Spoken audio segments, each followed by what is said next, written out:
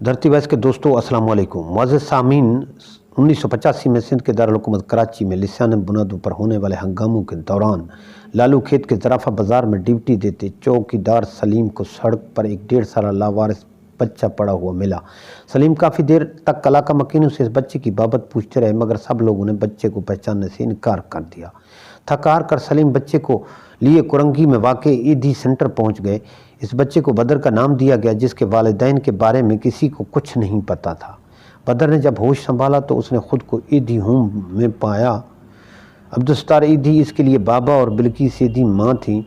ईदी सेंटर में बदर के कोई 2-4 नहीं बल्कि दर्जनों बहन भाई थे, और कमोबेश सब के सब यहाँ इस तरह पहुँचे थे जैसा कि बदर खुद बलूगत की उम्र को पहुँचने पर बदर ने इस फाइल का मुताला किया जो ईदी सेंटर में दाखिले के वक्त हर बच्चे के हवाले से बनाई जाती है। इस फाइल में ये दर्ज किया जाता है कि बच्चा कैसे और किस हालत में ईदी सेंटर पहुंचा और इसे यहाँ लाने वाला कौन था।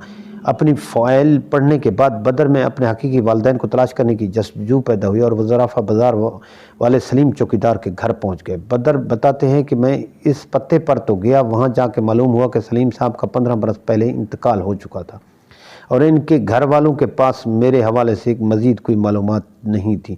लालू खेत के ज़राफ़ा बाज़ार से भी कोई मालूमात नहीं मिली, तो फिर मैं सब्र शुक्र करके बैठ गया। वो कहते हैं, जब मैं शनाख्ती कार्ड बनवाने गया तो वहाँ तरह तरह के सवालात का सामना करना पड़ा।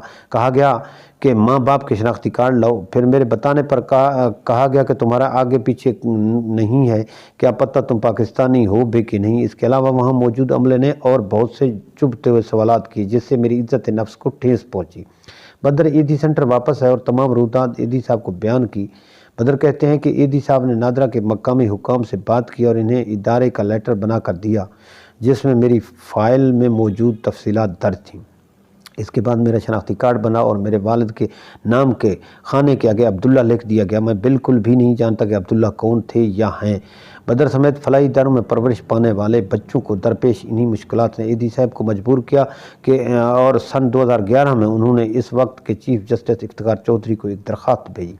अपनी दरख्वास्त में ईदी साहब ने शिकायत की कि ऐसे बच्चे जिनके वालिदैन का कुछ पता नहीं और वो फलाही इदारों में रिहाइश पजीर हैं, नादरा ऐसे बच्चों को बेफॉर्म जारी नहीं कर रहा। सन 2014 में ये दरख्वास्त उस वक्त निमटी जब नादरा ने इस हवाले से नई पॉलिसी तरतीब दी। इस पॉलिसी के तहत किसी भी यतीम खाने का सरबराह एक हल्फनामा देकर वहाँ मौजूद किसी भी बच्चे का कानूनी सरपरस्त बनने का अहल हो गया, और इसके बाद वो सिलसिला शुरू हुआ जिसके तहत बच्चों की वल्दियत का मसला हल हुआ। नादरीन, अब्दुस्तार और बिल्किस के 53 बच्चे हैं। वैसे तो अब्दुस्तार ईदी और बिल्किस ईदी के 4 हकीकी बच्चे हैं, तहम अगर नादरा रिकॉर्ड का जायज़ा लिया जाए तो 53 ऐसे बच्चे मिलते हैं जिन्हें अब्दुस्तार और बिल्किस ईदी ने अपना नाम दिया। धरती वैस के दोस्तों, हमारी इस काविश के लिए एक कमेंट्स तो बनता है, कमेंट्स ज़रूर कीजिएगा। शुक्रिया।